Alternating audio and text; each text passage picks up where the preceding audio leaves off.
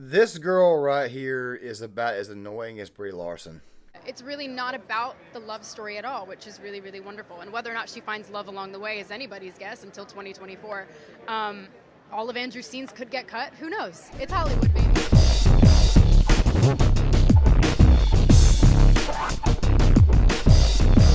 Rachel Ziegler does an interview the other day and basically goes out of her way to say that the new Snow White, which is coming out in 2024, is basically the exact opposite as the original.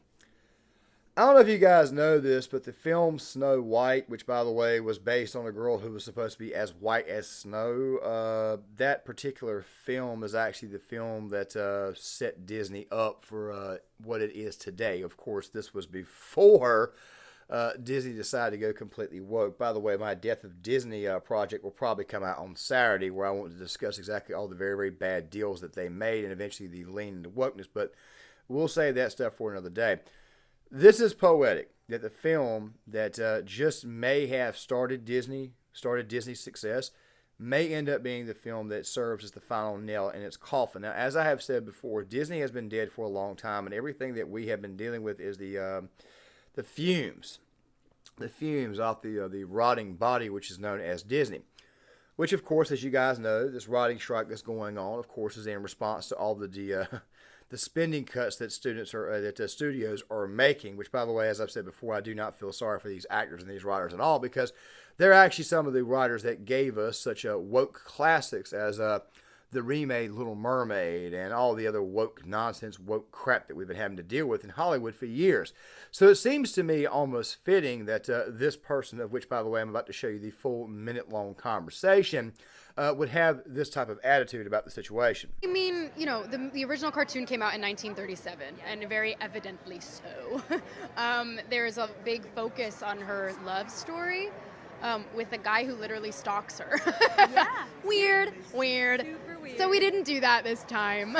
So no Prince, or a different kind of Prince? We have a different approach to what I'm sure a lot of people will assume is a love story, just because we cast a guy in the movie. Right. Andrew Burnap, great dude. Yeah. It's one of those things that I think everyone's going to have their assumptions about what it's actually going to be, but it's really not about the love story at all, which is really, really wonderful. And whether or not she finds love along the way is anybody's guess until 2024. All of Andrew's scenes could get cut. Who knows? It's Hollywood, baby. The smugness, the arrogance, the I really and truly don't care, especially when it comes to the actual fans itself. Why do you do remakes? Let me ask you a question. Why do you do live action remakes? There's a reason for this. You see, if you're a kid who was born in the 1980s, which, by the way, I still classify those born in the 1980s as late-stage Gen Xers and not millennials. I think that the real millennial time frame doesn't start till 1988, that they're being actual millennials themselves. I don't know if you noticed this or not, but a lot of these kids, they grew up in the 90s and they watched the remakes of the classics, or they watched the restored versions of the animated classics. For example, The Little Mermaid. There's also the I think The Sword and the Stone. Fantasia was also remade in the 90s. A lot of classics that came out from Disney. Of course, you had The Lion King and all these other animated films that Disney made. The reasons why they're being remade to live action is because most of the people who were born in the 80s now have kids, smaller kids, and some of those kids, of course, have actually grown up. And of course, you've got the kids that actually were born in the 90s itself, who are like 2 and 3 years old. I'm talking about the little girls that I went to school with in the mid 90s who still had the Little Mermaid backpacks, who still had the Little Mermaid bed sheets, and of course Snow White, stuff like that, and Beauty and the Beast especially. The reason why is because now they have kids. And they may even, in some cases, have grandkids. So what they're doing is they're taking these kids to the movie theater. And of course, the woke social justice warrior messaging is implemented in these kids. It's why Disney is actually doing this crap, and a lot of parents have been turned off. They do this so that way they can re-enjoy the classic in a brand new light, so that way their kids can see exactly what it was that they saw, but in a brand new light, a brand new situation, a brand new style. That is the reason why you make remakes. Of course, I don't really like remakes because the vast majority of remakes out there don't exactly do anything to actually help the story. I cite the original Rob Zombie remakes of Halloween and Halloween 2, and then, of course, they decided to completely reboot the franchise with Jamie Lee Curtis, which I personally thought was a very, very dumb idea. But then again, though, I didn't make the money off that movie, so therefore I could also be stupid when it comes to that case. Fact of the matter is that this right here is a disaster. And to further compound that disaster, you have a lead actress who's obviously pretty smug. Look, we've heard this whole thing about Snow Brown and how it is that this is going to end this is actually going to help end Disney. And I have said, as a matter of fact, the thumbnail even says it. It's going to help end Disney. It's going to put the final nail in the coffin, which I think is actually fitting, especially given the fact that Snow White was the property that actually made Disney what it is today. It's the actual property that set Disney on the path of success from the 1930s all the way into the early 2000s, even through their bankruptcies and whatnot. They still had a staple to lean on. They still had a staple. They had still an original classic that they could go back to and say, those were the good old days. But obviously that's not the case. You've replaced the 7 dwarves with 7 magical creatures, who, by the way, only like one of them is even a little person, or a midget, whichever one you want to use. I'm pretty sure YouTube's going to yellow $ this video now. Then to go on top of that, you've also got this situation where you've actually got Snow White, who's actually going to be more of a girl boss, not going to seek romance.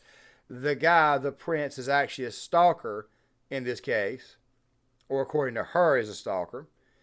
Are you guys kind of picking up on what's going on here? You see, the original Snow White, what happens is that Snow White has a spell put on her. And of course, that spell eventually leads to her going into a very, very deep sleep. And it only takes the kiss of a prince to actually come over there and actually wake her from her eternal slumber. That was the magic of that. You know, good, love, triumphing evil, triumphing over evil. I can understand that people had the whole Maleficent series, the whole Maleficent thing, and then you had the Snow White and the Hustler, which, by the way, also makes me wonder why they're even remaking this film. But then to go on top of this, with all the studio photos that came out, this entire thing looks like a great big giant joke, which in fact is what Disney has become. So yes, this particular film is going to completely, totally annihilate that company. When it comes out, I think in the winter of 2024, or 2020, I don't even freaking know at this point in time, but still at the same time, it doesn't matter. This right here is a disaster waiting to happen. This is an absolute joke. And to go on top of this, you know what works? You know, tell you right now what really works? Not going fully woke. I had somebody comment in my comment section about the Super Mario film, saying that it actually was actually woke because apparently the princess gets a little bit more time, a little bit more play. And my response to that was, I don't see how it is, because you can do girl boss stuff, strong feminine character. You can do that the right way.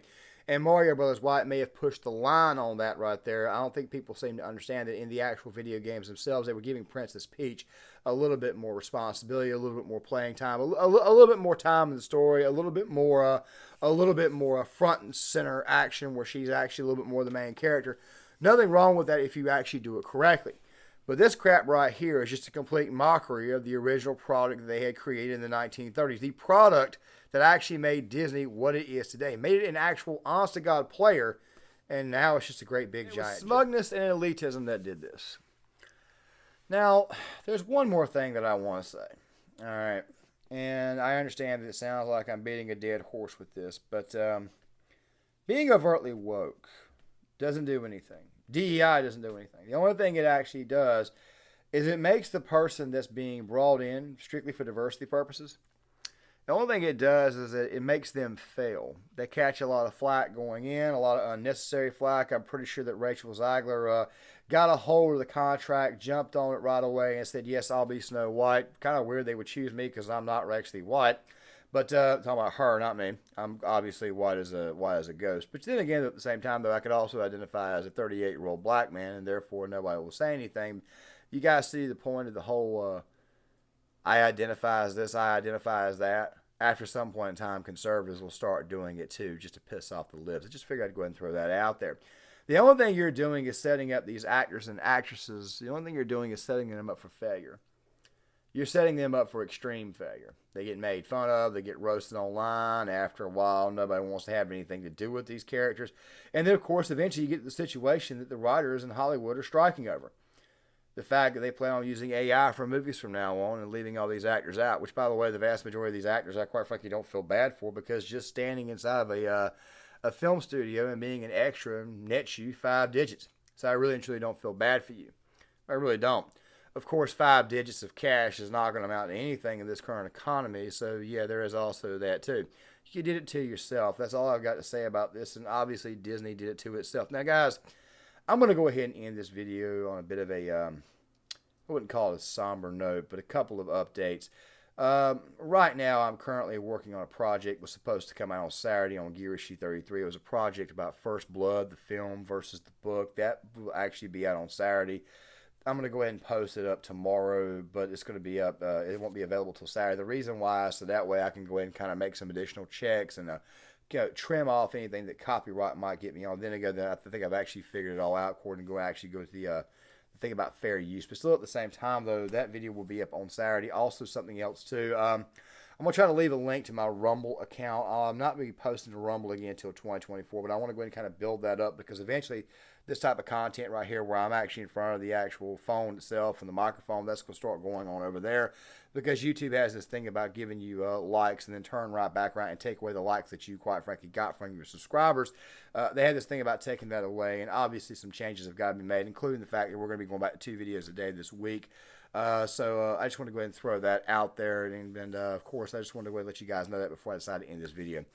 This video is already devolving, so make sure you guys hit the like button. Also, share the video.